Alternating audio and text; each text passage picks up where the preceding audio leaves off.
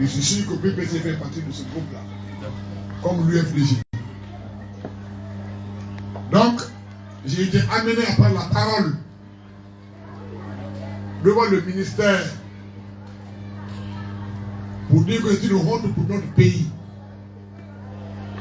Qu'on constate que sur 211 partis agréés, il n'y a pas un seul qui soit en règle. Alors ça peut être la faute à qui? Est-ce que sur 211 partis agréés, tous ces partis peuvent être défaillants? Donc, je dis que c'est un peu la faute aussi au ministère. Et puis, deuxièmement, il demande qu'on communique le nom des membres fondateurs des partis politiques. Aucun parti ne peut avoir un agrément s'il n'a pas au préalable déposé le nom des fondateurs. Je dis que ça me fait un problème. Et après, on nous demande de certifier le bilan contre le résultat. On dirait que ce que vous faites ici, vous avez un bénéfice. Vous n'avez pas de bénéfice commercial à partager entre les actionnaires. Et ça coûte 5 millions de francs guinéens pour certifier le mandat, enfin le bilan d'un an. 15 millions pour les beaux partis politiques comme ça. J'ai dit également au ministère qu'ils font un peu de fuite en avant. Et puis après, on dit que tous les organes de tous les partis politiques de la Guinée n'ont pas de mandat valide. C'est-à-dire qu'on n'a pas fait des élections. J'ai dit, mais la Guinée n'a pas de tradition d'élection actuellement. Qui a élu actuellement? On reproche aux pauvres Bayo, aux pauvres Soumaya, pour dire pauvres Kalemondou qu'on n'est pas élu. Je veux qu'on montre quelqu'un qui est élu. Donc, heureusement, le ministère a pris bonne note et il a estimé qu'il y aurait ce qu'on appelle la flexibilité pour les dossiers des partis politiques. Je vous dis tout ça pour continuer à vous encourager.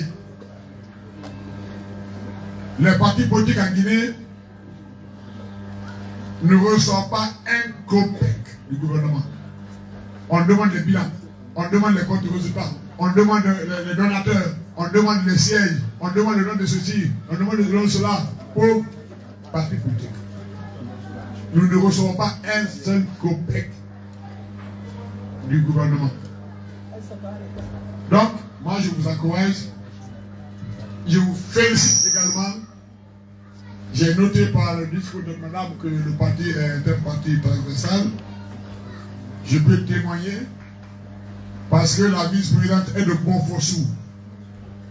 Bonfossou, c'est des noms qui se terminent par qui? Ce n'est pas un Yalo, ce n'est pas un Camara, ce n'est pas un Camara.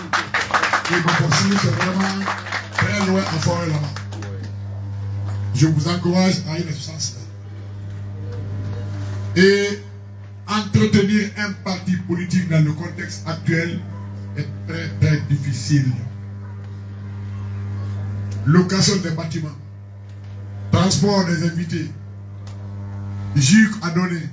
Si ce n'est que ça, il y a beaucoup d'autres problèmes. La sécurité à acheter, à payer, les t-shirts à fabriquer.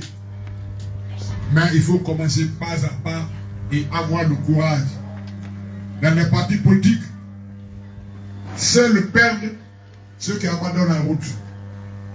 Quelles que soient les difficultés qu'on va drainer sur le chemin, il faut quand même tenir. Voilà ce que j'avais à vous dire comme mot. Je remercie mon frère de m'avoir invité.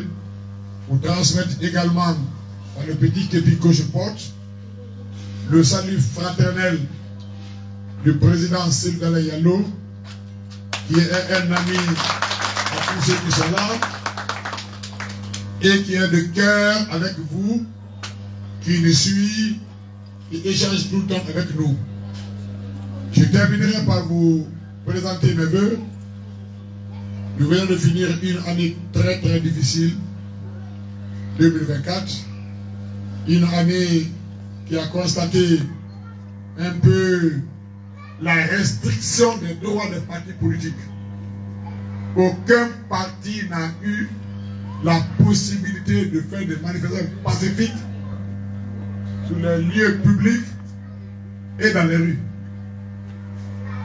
J'espère, après avoir écouté le discours du président, qu'en 2025, les partis politiques auront finalement la possibilité de se prononcer sur la vie nationale.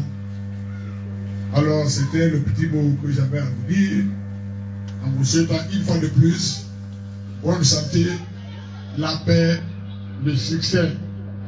Que votre parti, notre parti, le PPC, soit comblé de bonheur en 2025.